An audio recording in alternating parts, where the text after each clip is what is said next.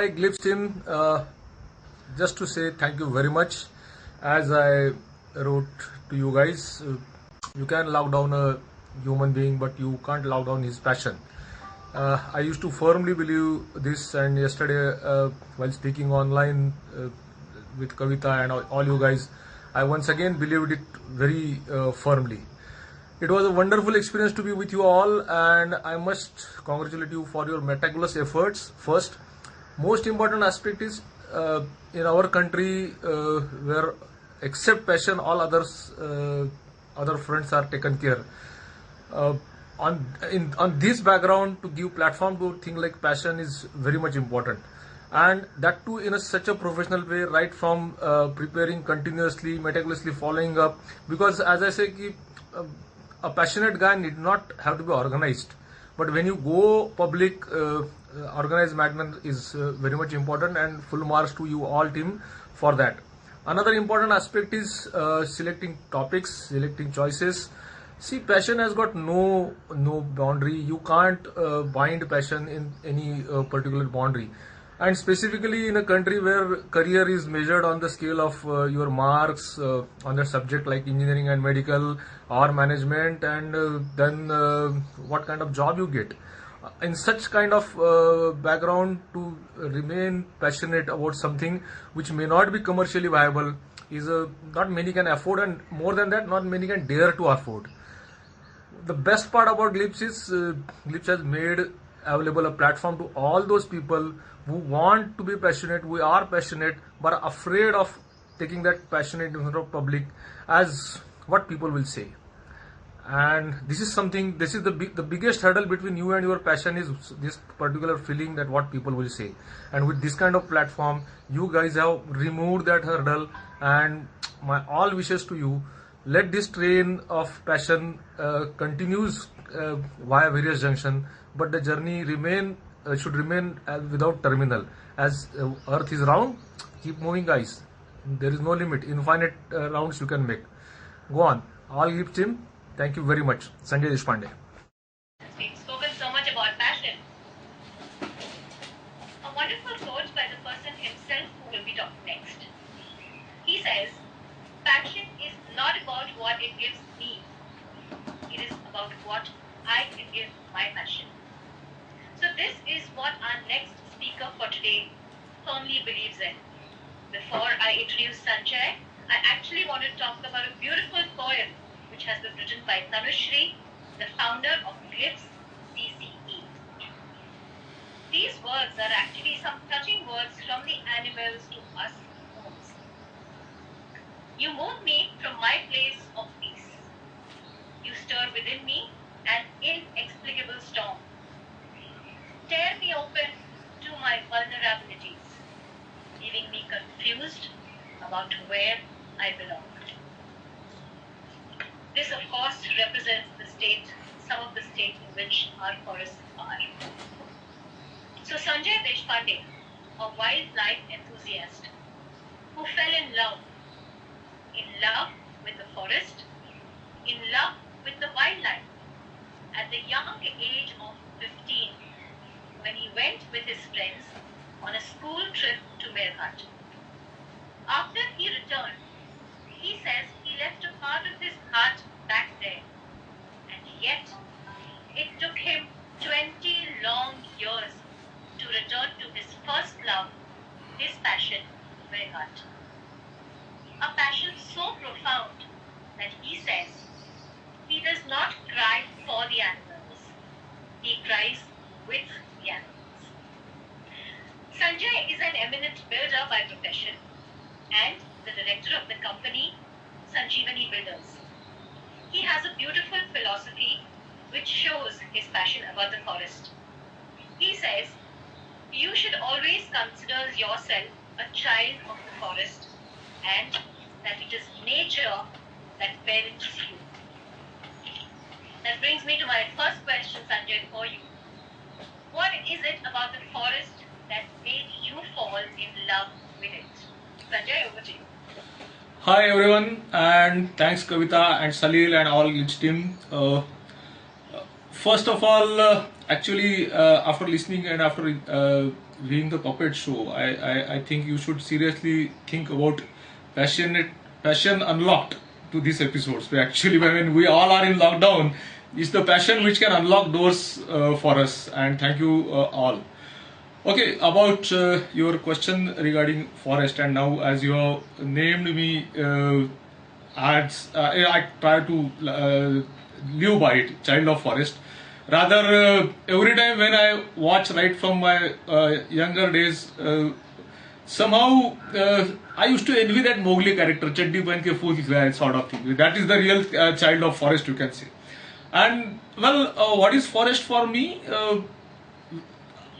It's like what are my parents for me? When I say I am child of forest, what do we think about our parents? Can you imagine a life without our parents around us? No, we can't imagine.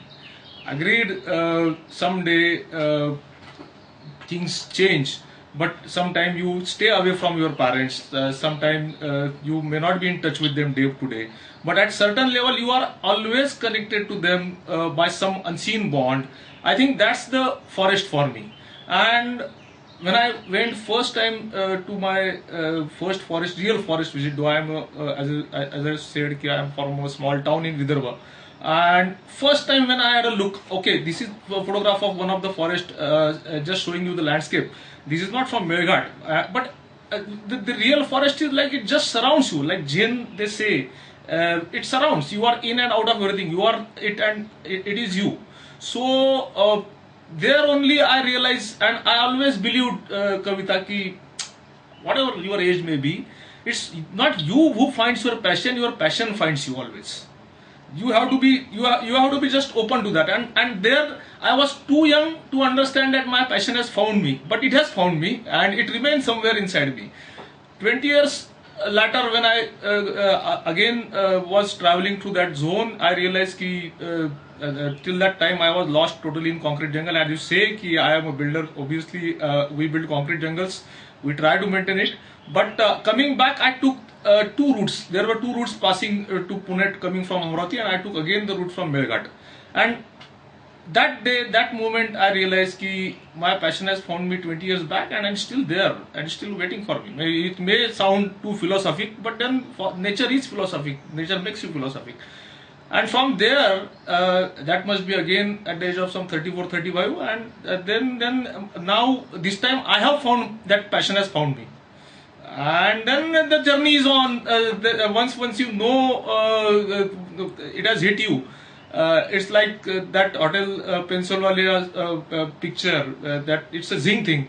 So the forest is zing for me, and it's going on now. And so as much as you can try, and then you try to know forest, then you try to understand forest. Then you once you understand forest, then you realize ki at any time, any given time, you can be in forest. And about what forest has given me, there are 3,000 tigers in India, and more than that, builders in Pune. 5,000 builders must be in Pune. And out of that, Sanjay Deshpande is on this platform as a passion because of only forest. That's forest of me. Wow. Thank you, Sanjay. That was really nice. So, audience, I did tell you in the beginning that we are going to take you on a wildlife safari. And that safari is the quiz that I'm going to take you on. So, again, please keep your chat boxes ready. We start the quiz for all our wildlife enthusiasts who are here with us today. The first one for today. Which is the first wildlife sanctuary of India? I want you to put in the chat box. What's the name of the first wildlife sanctuary to India? This also goes for our FP enthusiasts who are watching us. Yes, that's right. We do have quickly some answers there. The correct answer is Jim Corbett. That's right. It was named after Jim Corbett, who was a well-known naturalist, and this is also the first park to take up the initiative of Project Tiger. So Jim Corbett, it is the first wildlife sanctuary of India. And the next question, which is the first one. Which is the largest wildlife sanctuary in India? For the people watching us on FB also, we would love to know. It's not Ranthambore. No, it's not Jim Corbett, Atul. It's not Kanha, not Kaziranga. Come on, guys. The largest sanctuary that we have in India. people on FT also. Keep your answers going. No, it's not Bandipur. I'll give you another 10 seconds. And it's not bench. No, that's not the one.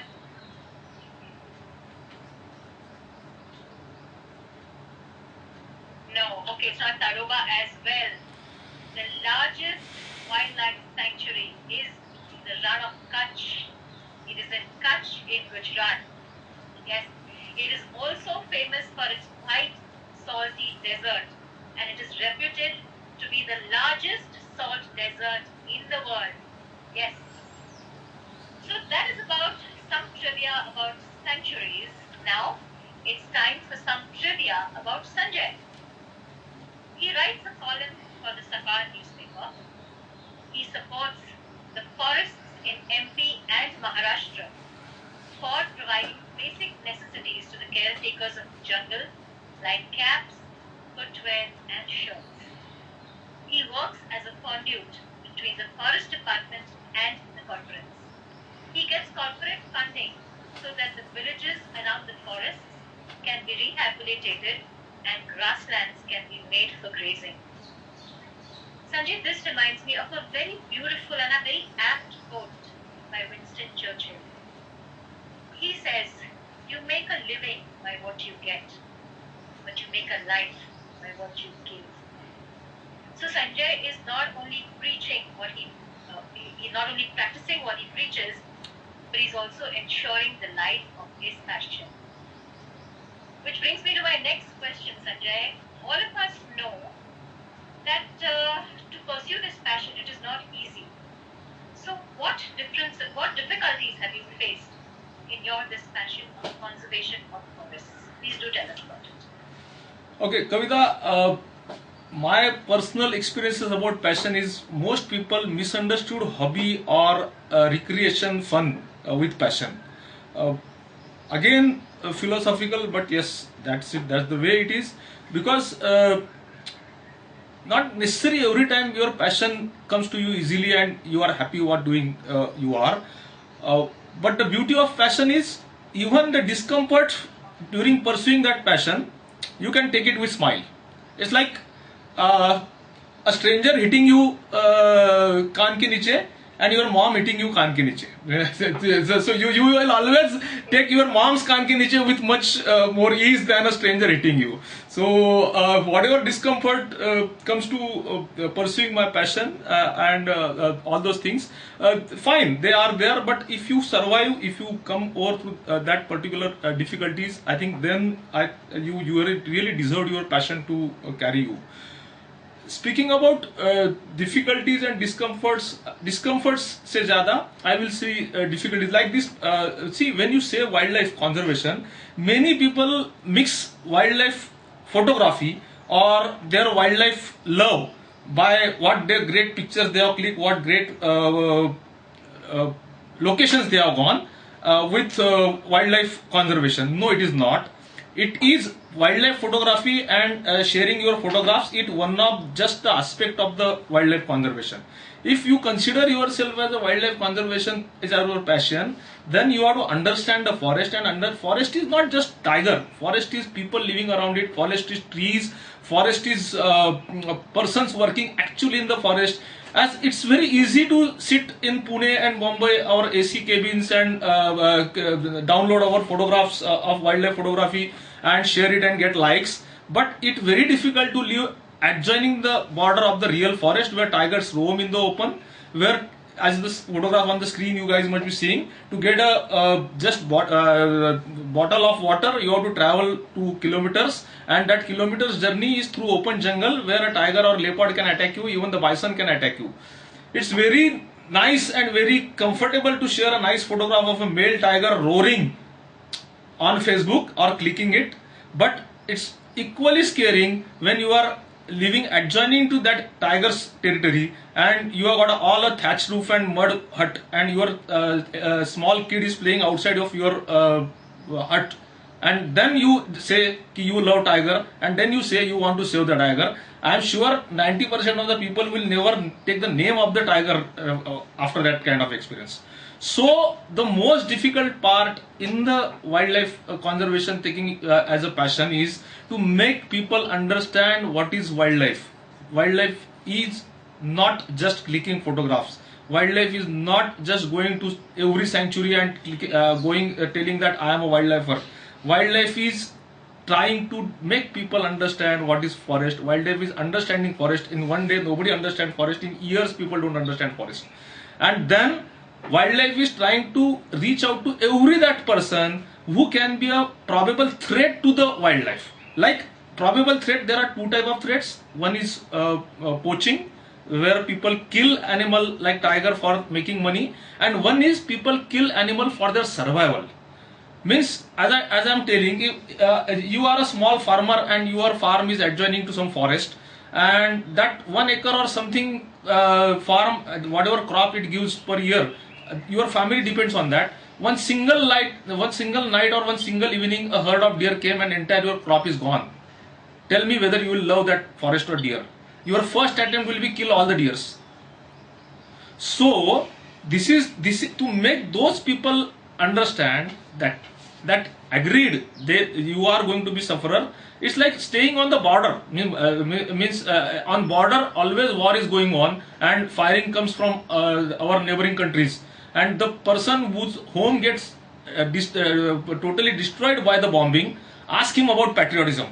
It's very difficult. So what I try to do is try to reach out as much as I can to the people who are around the forest, in the forest, and help them in my best way. And that's the difficulty, because people don't understand. See, I will give you one simple example. This is the summer season, which is the best of the season for going for forest and seeing the tiger, because in the central India there are less water at this time, and maximum tigers are seen in Tadoba, Bandhavgarh, Kana type forest this time. So from Pune and Bombay and Bangalore, in these 3 months all bookings are full, and for one tiger safari or one trip, one person must be spending 50,000 at least per head, or 40,000 including travel, stay and all thing around. Okay, this year nobody has gone to forest. This year nobody went to forest because of the lockdown. Okay, how many of them have contributed that money to the forest conservation? Why? Nobody even thought about that. And right now the people staying around the forest are jobless. They don't have got their entire yearly income depend upon this kind of season, and now this season is gone. And imagine one tiger cost in international market 3 crores of rupees. Tigers, every part is sellable in the international market. And imagine the people living around that, guides, the laborers and the staff working in the various resorts of the hotels around the forest and all those things, they all are jobless. Nobody is helping them. What they will do? They will succumb to the poachers for few bucks, and entire your effort of save tiger is gone. This is the difficult part of it, to make people understand. I don't know a single family who has donated their this year's forest trip to that particular forest. They should have done it. See, forest has given you so much pleasure, so much of joy. What you have given it. See, here is the difference between calling yourself passionate wildlifer and a general wildlife photographer. Because passionate wildlifer will think forest has given me so much of joy, what I have given back to forest. That's the difference. Absolutely. I think this is the harsh reality that some of us have to face. We only think about it as a trip or an excursion, and we don't really think about it. Thank you, Sanjay. I think this is an eye-opener for a lot of people who just think of the jungle trip as a trip and not as a passion. Wow. Okay. Friends, besides what Sanjay had to share with us, there are some very interesting but yet lesser known facts about the forest and the wildlife. I'm going to ask you, I want to see how many of you know about what I'm talking about. Okay, so get ready for the next question. Which country in the world has the maximum tigers? Please listen carefully. Which country in the world is known to have the maximum tigers? No, Amit, it is not India. Which is why I said listen carefully. If you Google, it will probably show you India. That's not what I'm asking about. Which country in the world has the maximum number of tigers? It's going to be a little shocking when I answer, but yes. No, it's not Siberia. It's not Bangladesh. No, it's not Bhutan. Africa, no. Okay, listen to what I have to say. Yes, Apurva, that's right. The answer is USA. Yes, Aarti, that's right. The answer is USA. They have about 4,000 tigers in the USA. The sad part is, all these tigers are in captivity. That's the really sad part of it. 4,000 plus tigers in the US and all of them in captivity. Of course, the reason for it being that it is legal, you can actually take a license to keep wild animals as pets in your backyards, so to say. So if you go to visit the USA, you'll probably find loads of animals, tigers, crocodiles in your backyard. The answer to that is the USA. The next question. Besides India, where else in the world would you find lions roaming free in the wild? Besides India, where else would you find lions roaming freely in the wild? No, it's not Africa, Amit. Yes, I'm sorry. It is Africa. That's right. Africa is the continent which has lions roaming around freely in the wild. They have lions in Tanzania, Kenya, Zimbabwe, Zambia, and to name a few. Of course, there are a lot of other places. In India, the tigers are at the moment found in the Gir forest of Saurashtra, but the government has come up with a project where they are relocating tigers to MP. So hopefully by the end of 2021, we will see some tigers in MP in India as well. Yes. So Sanjay, to talk about Sanjay, he has written and published 2 books. The first one is Shades of Greys and Green, and the second one is Words of a Wild Lifer. He has explained a lot of situations that are happening in the forest. But we would like to hear from you, Sanjay, what is the current situation of these forests in India?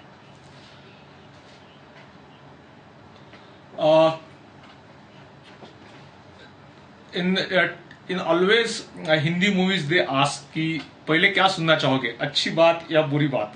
So it's I am a pessimist and I always like to go with say positive approach. So अच्छी बात पहले.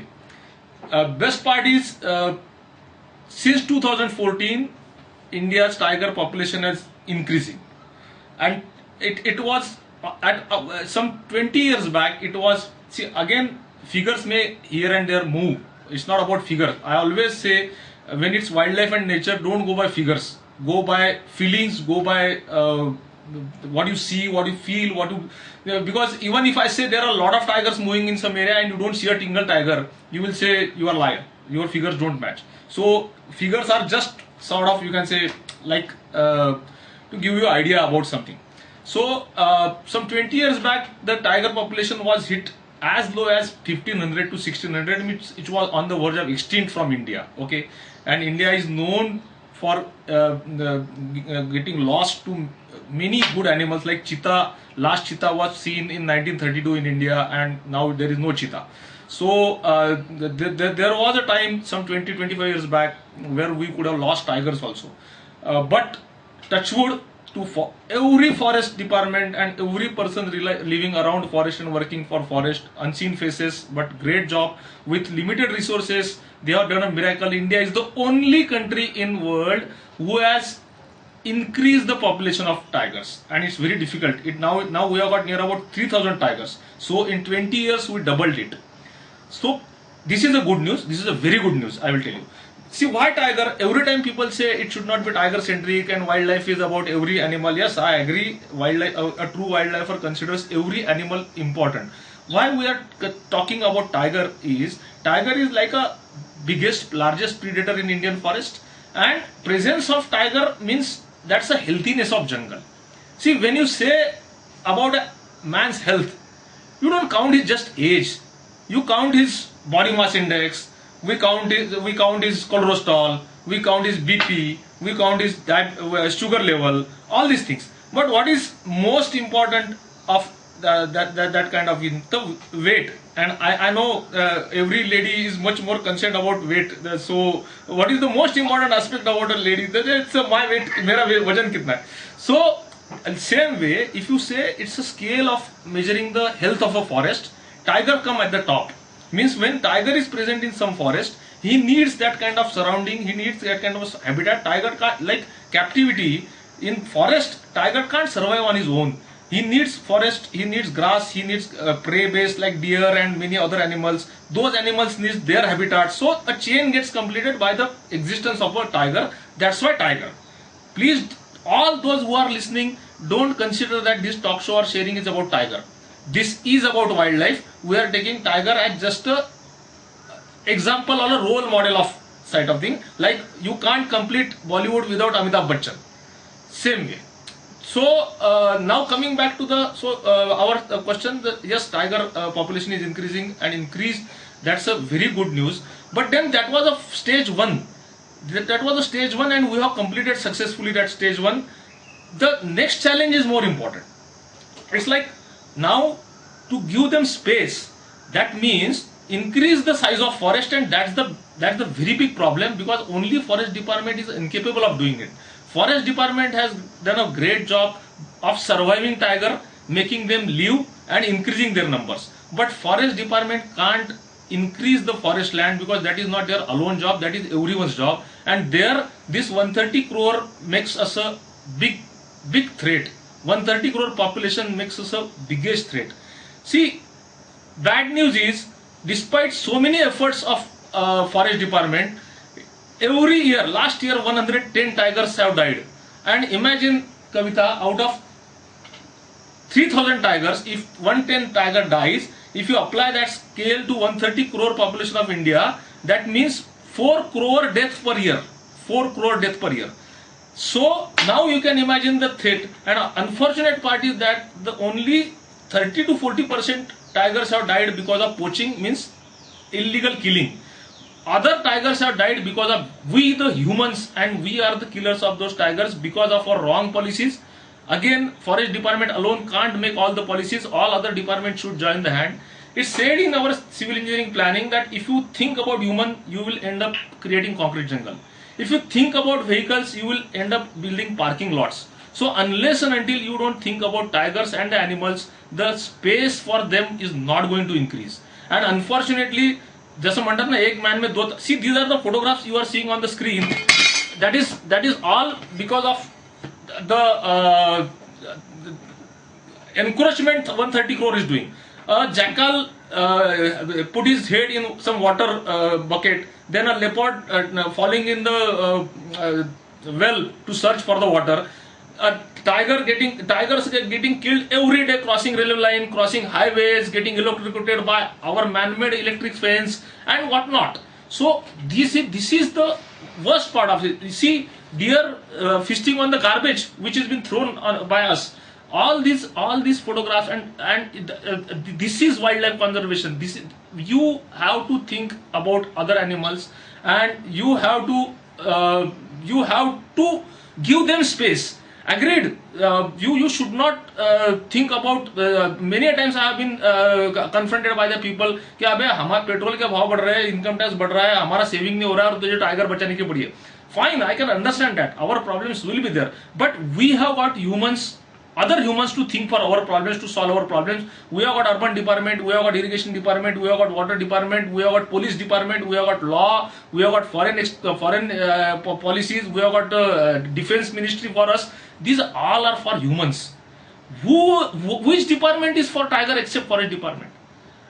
Again, when I say tiger, it includes even a butterfly also. So each of us, unless and until don't think that apart from making my future better, wildlife is also part of my future, it is going to be very difficult. Because on one side, when 110 tigers have died, near about 4 crores multiplying to our population ratio, people have died. At the same time, India population have been increased by 18 crores in last decade. And it is predicted that next 20 years we will be above 150-160 crores. This 150-160 crore is going to need homes, going to need roads, going to need factories, going to need everything. From where the land is going to come? The land is going to come by the encroachment of tigers' land. Unless and until we make a treaty between us and them, ki yes, this is boss, this we won't encroach on your thing. This is important aspect, and I think this is the scenario. See, when you say wildlife conservation, just don't think about present. अरे 3,000 tiger है बढ़ गए, that's we are doing great. No, what is going to these 3,000 tiger if they multiply and become 6,000? Where is the place for those new 3,000 tigers? So true. Yes. If you don't think that, then believe me, the tigers and every other animal will remain in Yogita's puppet show only. Wow. Thank you so much, Sanjay. I think our audience is pretty stunned with some of the facts that you have been saying to us. I think it will genuinely make us a little more sensitized towards what we thought was Save the Tiger. So for all enthusiasts here, do you know what is the biggest difference between humans and animals? Every animal lives by its need, not greed. And if only we could learn that from them. Thank you, Sanjay. This, of course, does show us the ugly side of humans' greedy nature. The kind of animals, the kind of tigers which are being shot down. Yes, but unfortunately, that is how it is. So as we end this program, a humble request to our audience. We humans do not need to protect the forest.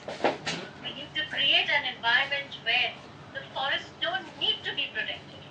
That's So it. let's join our hands and help Sanjay in this noble cause. Like we say, we do not inherit the earth from our ancestors. We borrow it from our children. So let's ensure that we return it to them in its full glory. Thank you, Sanjay. Thank you, Yogija, for taking us to the animated world of puppets and wonderful wildlife phenomena. Kavita, I'm sure our audience has liked it. about this photograph which Kavita has said in conclusion, this is the photograph I shot at Penge. A full grown tigress walking through the herds of deer and not looking at them. Neither deer are afraid of her because they know she has her stomach full and she won't attack us. And even the tigress didn't look at any of the deer. See, this is the difference which we should understand. We are full of our stomach and yet some mastani shop comes in our way. We stop and get a glass of mastani for our already full stomach. That is greed. I think this photograph I always carry on my laptop, on my desktop also and on my mobile also. Whenever I feel greedy, I look at this photograph. And then I can't conclude this show thanking to Salil, Sangeeta and Hemangi, Aarti, Jungle Bell, Shilpa, who are my forester friends, because I alone couldn't have done this. Entire my Sanjeevani team, as well all those forest department people, along with the guides and guards and gypsy drivers and resort people and boys working at resort, because they are the people who are actually protecting forest, and I am thankful I got a chance to serve them a bit. That's all. Beautiful, sir. Well said. Lovely. Absolutely beautiful thought, and thank you so much for sharing all this with our audience.